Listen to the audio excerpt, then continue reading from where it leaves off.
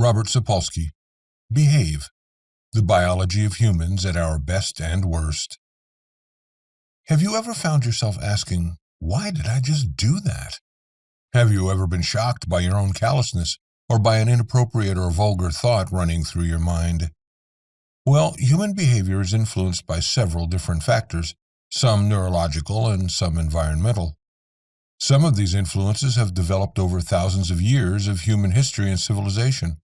Others are chemical processes in the brain that take place milliseconds before a given behavioral act occurs. It turns out that behavior is indeed unique to the individual, but also very much dependent on the societies and cultures that make up the modern world. In these blinks, we will explore some of the intricate factors that play a part in determining our all-too-human behavior. Before we begin, we publish new content every week. So, be sure to subscribe to our channel and ring the bell to get notified about our latest extracts. Number 1. To understand human behavior, we must delve into the biology of the brain, culture, and history. The saying goes that everything happens for a reason, and whether or not you believe this to be the case when it comes to the events that unfold in a lifetime, it's certainly a valid statement when it comes to grasping human behavior. If we really want to get to grips with the factors that influence humanity's best and worst behaviors, we're going to have to delve deeply into human biology. Immediately before a given behavior occurs, such as the shooting of a gun, the oldest parts of the human brain kick into gear. We inherited these regions of the brain from our evolutionary ancestors, and these very regions are the ones that process our most basic instincts, like the fear of death. This is just the sort of emotional impulse that might lead a person to pull a trigger.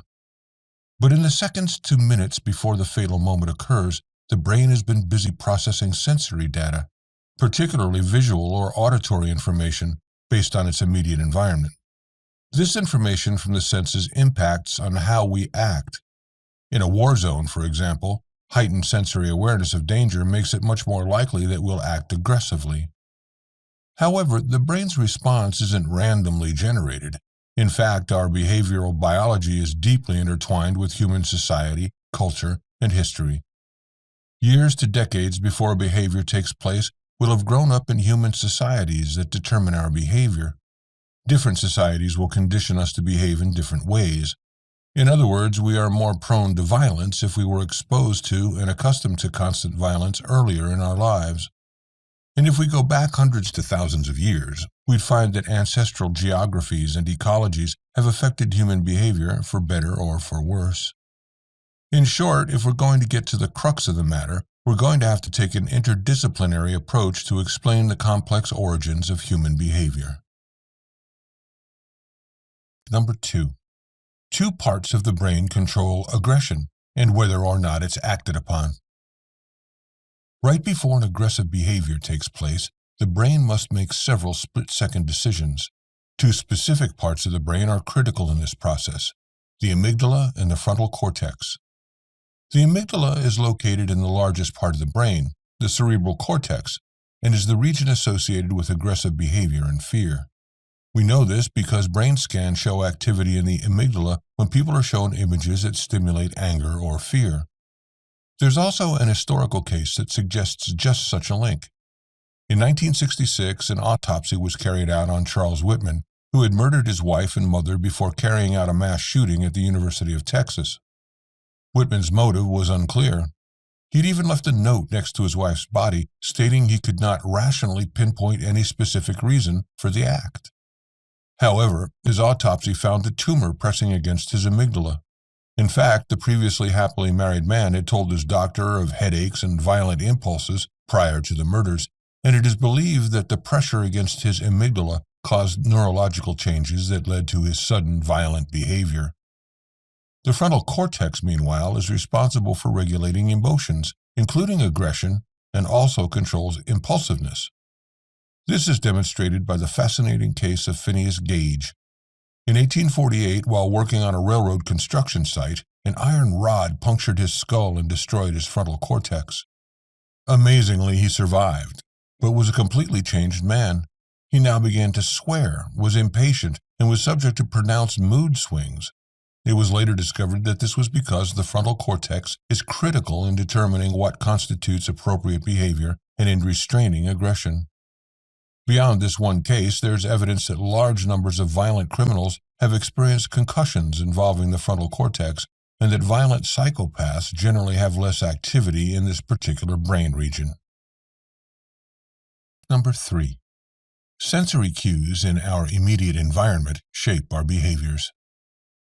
Whether it's the sight of a flashing blade or a light touch on your hand, the five senses are constantly sending information to the brain.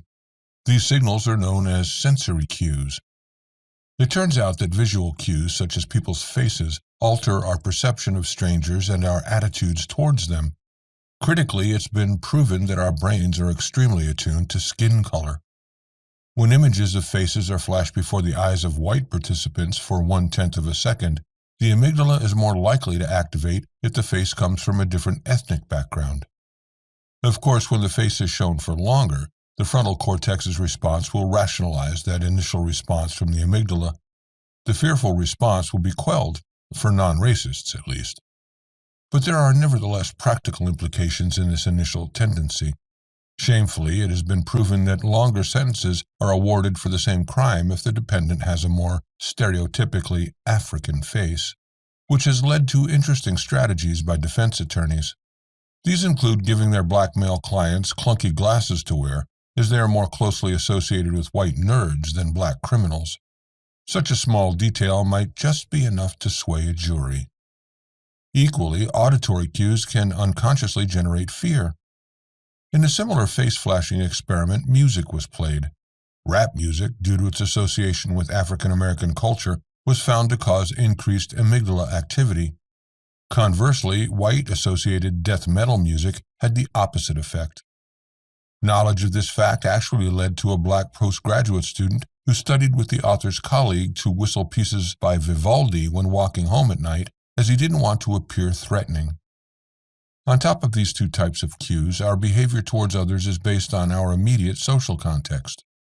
It's an observable fact that when men are around women, they're more likely to take risks, as well as buy luxury items rather than spend more on everyday essentials. This male generosity could well be seen as the male brain unconsciously giving off mating signals. Number 4. Hormones affect human behavior, but this influence is context-specific. It's well known that hormones are chemical messengers that affect different parts of the brain. They form in various glands and are released into the bloodstream, for example, testosterone, which forms in the male testes or female ovaries. But the relationship between hormones and behavior isn't as simple as you might think. Testosterone, contrary to common understanding, does not directly cause aggression, even though studies have shown a clear correlation. For instance, it's well known that castration does lead to a decline in a man's levels of aggression. Some people might then be tempted to ask, would sex offenders be any less likely to reoffend if castrated? But such questions miss the point because context is a key factor. Studies have shown that male prisoners measure higher testosterone levels if they display more aggressive behavior. It's tempting to imagine that the testosterone is at fault, but it's actually the aggressive behavior that causes the increased testosterone secretion. Nevertheless, since the amygdala is full of testosterone receptors, more testosterone increases aggressive behavior.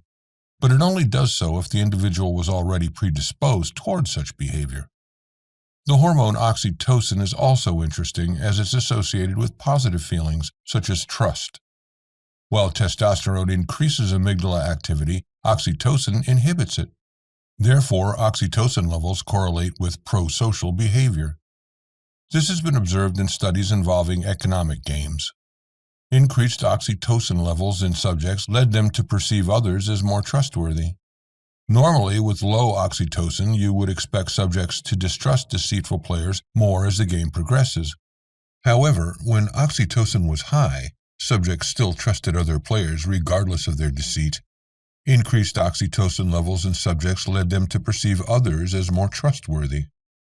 But just as with testosterone, context is critical. The subjects playing the economic game only had boosted levels of trust if the other players were in the same room. Trust did not increase if their fellow players were anonymous and in another room. Number 5. Childhood and adolescent experiences impact our behavioral development. As the brain matures, behavior also changes. Interestingly, even though the brain is 85% fully developed in the first 2 years of life, it's the remaining 15% that is essential for determining behavioral development. Believe it or not, the frontal cortex doesn't finish developing until we're in our mid-20s. In fact, adolescence is a critical time for brain development. During this time, the immature frontal cortex can negatively influence behavioral traits such as risk-taking or impulsiveness. Unfortunately, this lack of self-regulation can cause late adolescents and young adults to experience a spike in violent behavior. Recognition of these biological circumstances means that in some countries, like the United States, the criminal justice system treats young offenders more leniently. There, the Supreme Court ruled in a landmark case that it was illegal to sentence juvenile criminals to life without parole.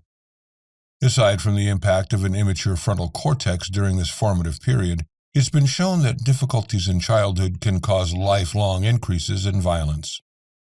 During childhood, the human brain has remarkable neuroplasticity, which means that a child's brain can absorb information much faster than an adult's. However, this can also result in problems later in life if a child has repeated negative experiences. Studies show that 33% of adults who experience childhood abuse will themselves abuse their children. So if we experience adversity such as poverty or violence as children, this can in turn lead to simultaneous neurological overdevelopment and underdevelopment, a very destructive 1-2 punch. This happens because adversity results in excessive growth in the amygdala and underdevelopment in the frontal cortex. And the result is clear. As we've seen, the frontal cortex inhibits the amygdala from making impulsive decisions. So when the former is underdeveloped and the latter overdeveloped, as is the case with individuals who experience childhood adversity, the outcome is poorer behavioral regulation, as well as a tendency toward violence later in life.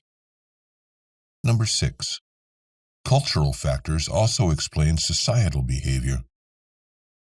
We've seen so far that grasping the physiology of the brain is essential if we want to understand the roots of human behavior. But there's more going on than neurobiology. After all, if murder is 450 times more likely in Honduras than in Singapore, inevitably the experience of growing up in one country or the other will have a profound impact on your behavior. In other words, some behavioral differences are culturally conditioned. Let's consider the differences between an individualist culture like the United States and more collectivist cultures such as those in East Asia. Individualist cultures are based on individual rights and personal achievement. Conversely, collectivist cultures place the needs of the group above those of the individual. This plays out in differences in brain activation. Frontal cortices are more likely to activate in Americans when they look at pictures of themselves than when they see those of relatives. East Asians, meanwhile, do not display this impulse nearly as much. Additionally, such cultural differences affect sensory processing. If shown an image of a person standing alone in the center of a complex scene, Westerners are more likely to remember the details of the person, while East Asians are better at remembering the scene. Most obviously, of course, differences in culture result in varying moral systems.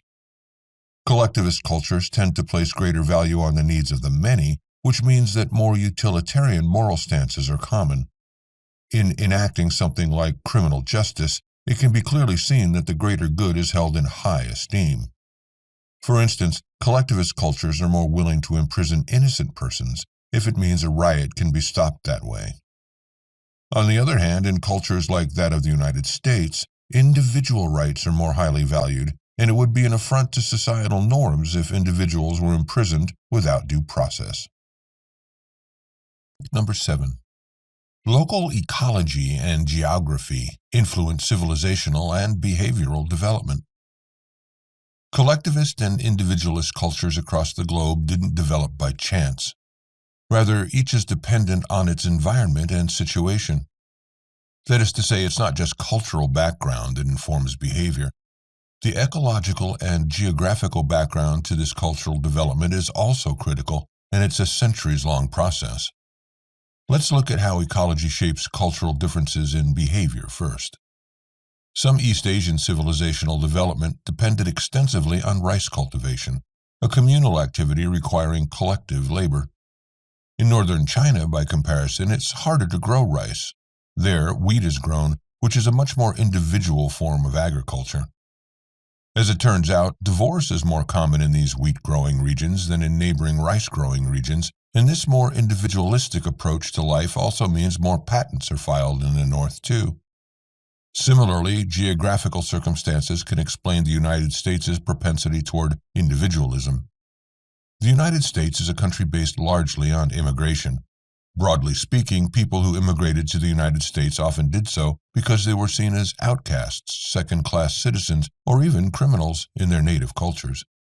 America represented a fresh start, not only because it offered a path out of their original social context, but a new geographic environment as well. Additionally, it's important to consider colonial American geographical development. The rapidly growing country had a constantly moving frontier, and it needed immigrants to develop, farm, and civilize the land. This development cultivated a real sense of individualism, self-reliance, and even aggression, and these are common character traits that can still be observed across many of the United States' southern states to this day. Historically, the region has been pastoral and rural in its geography, which often meant the central government couldn't properly implement the rule of law.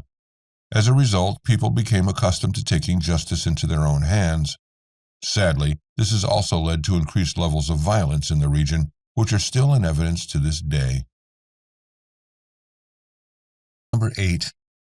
The brain's neurobiology can inform political views and morality. It's no great shock to learn that the brain plays a part in determining political views and morals, but the way it does so will surprise you. In fact, there's a correlation between neurobiological conditions and whether someone has a liberal or conservative worldview. One study interviewed people from both sides of the political spectrum. They were asked what they thought about the roots of poverty, and both groups initially proposed similar reasons. Poor people were at fault because of their laziness. However, if given time to rationalize, liberals tended toward situational explanation. They felt that the system is stacked against the poor. The author suggests that a similar mentality is also present when non-political topics are under examination. Imagine someone falling over while dancing. Initially, both liberals and conservatives would hold the dancer responsible for his clumsiness.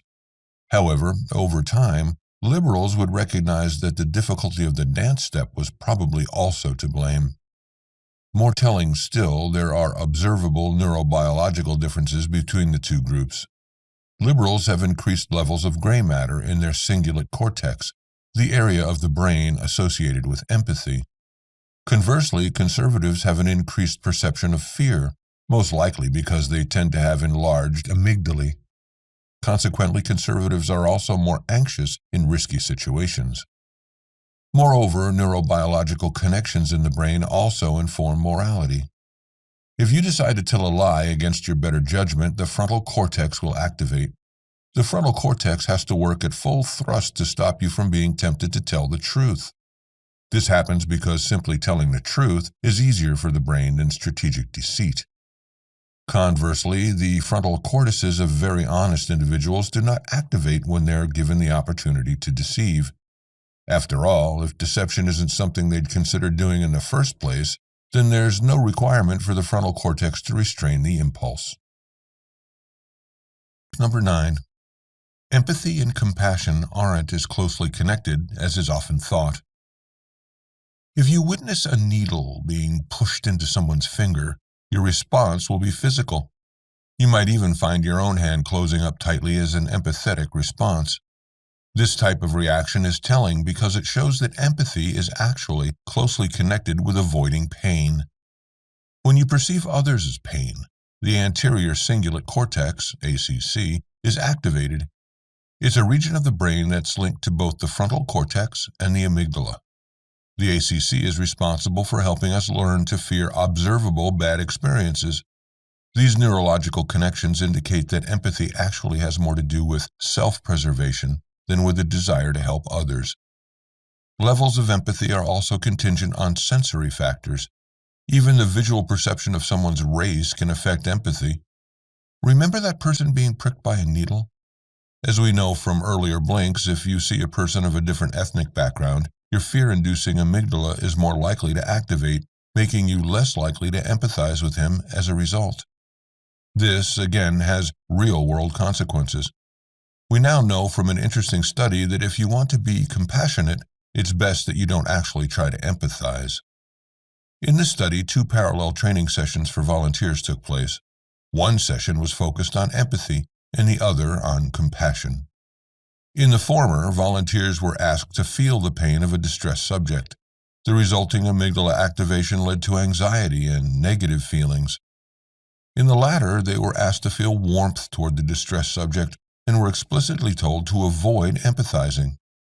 This time, the amygdala didn't activate, but the frontal cortex did, making the volunteers exhibit positive and pro-social emotions. This shows that although we might tend to associate empathy and compassion with each other, they are, in fact, articulations of 2 different parts of the brain, each activated by different reactions to seeing others in pain. There's no escaping it. We might like to think that human behavior is easily predicted, but it is a highly complex and multifaceted field. From societal and historical conditioning right through to the smallest neurological activations, the reasons behind human behavior are manifold and varied. In the book, Professor Sapolsky argues that human behavior is linked to both brain chemistry and the society in which we live. Whether it's behaving aggressively or feeling empathy toward others, different parts of the brain are activated when we carry out these behavioral acts. Only by understanding how these behaviors come about can we truly understand what it means to exist and function in a society. You know we're always interested in hearing from you regarding your opinion of our products. Just share your thought or book recommendation on the comment section and be sure to subscribe and ring the bell to be notified about our latest extracts. Thank you and have a great day.